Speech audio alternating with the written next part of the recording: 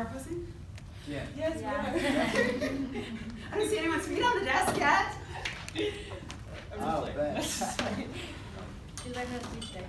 I actually did power pose before my exam this morning. I took that advice, so hopefully I did good.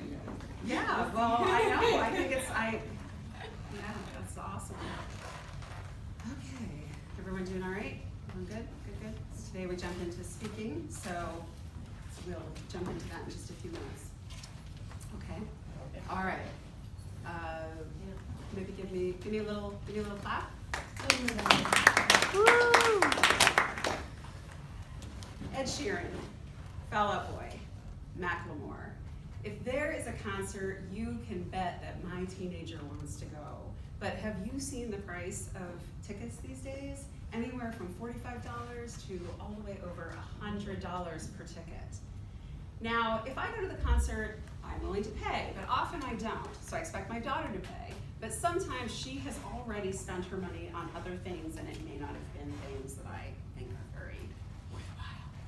Now, maybe you can relate to this kind of struggle if you had conversations about money with your parents, or maybe you have kids and you are having those conversations, or you want to be prepared for them. So today I'm going to teach you about confirming versus disconfirming statements when talking with teenagers about money.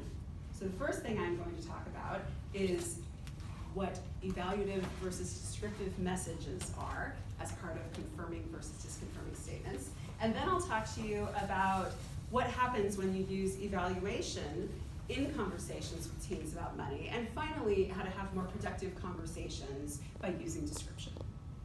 So our textbook, Essential Communication, in Chapter 7, discusses that confirming versus disconfirming statements were created by Dr. Jack Gibb.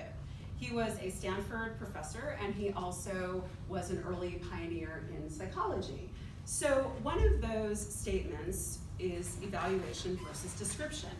And these are known as Gibbs categories. There are several of them. So evaluation would be judgmental statements that use you language. You don't know what you're doing. You don't know what you're talking about. Whereas descriptive statements are observable behavior using I language. So this is where you might say, instead of saying, you don't know what you're talking about, you might say, I'd like to understand your process. I'm interested in hearing more. So when I talk to my daughter and use you statements with her around anything, you can imagine that all of a sudden, defensiveness. Because that's how most of us feel when people use you language with us, right? So now that I've told you a little bit about evaluation versus description, let's talk about how evaluation plays out when you talk with teens about money. So a lot of the conversations between parents and teens have to do with spending habits, right? So I found a 2014 US News and World Report article on how to talk to teens when they're spending, irresponsibly. Excuse me. The author, who is also a financial journalist for CNN Money and also for the Washington Post, said that you might be tempted as a parent to say, that's a terrible way to spend your money, or that's a bad financial decision. That's classic Gibbs category of evaluation, isn't it? So teens, if they hear that, obviously they're going to feel judged, they'll shut down, they might even criticize your spending habits, or they might spend more to spite you.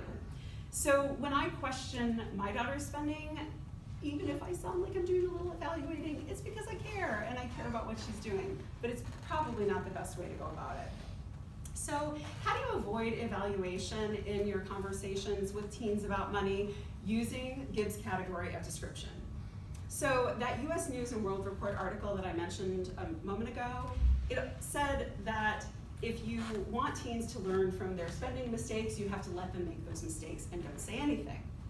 And you might be thinking the same thing I am, but I have to say something. I can't just let it go. Well, a professor of financial planning law says that you should say something. I found a journal article in the Mediterranean Journal of Social Science, and it was about family communication and money taboo. And the author, who is a financial planning law professor, said that financial anxieties are handed down from generation to generation. And if you don't talk to your teens about money, or talk to your kids about money, then they will feel more anxious. But if you can open those conversations, then they should feel more trust.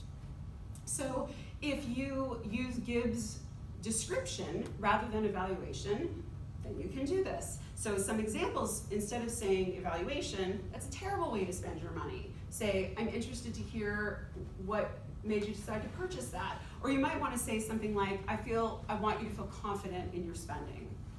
So here's the thing though with evaluation versus description.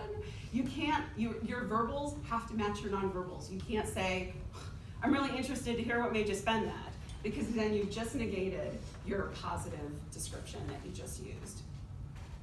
So when someone is related to you, it is really, really easy to judge their financial decisions, right? So today I've talked to you about evaluation versus description and how this plays out with teens and how they spend their money and the parent discussion. If you can create an open communication climate with your teens, then they just might consult you and open up a conversation with you before they spend money. And they might actually let you pick the next concert. But you know what? That'll probably mean you'll also have to pay.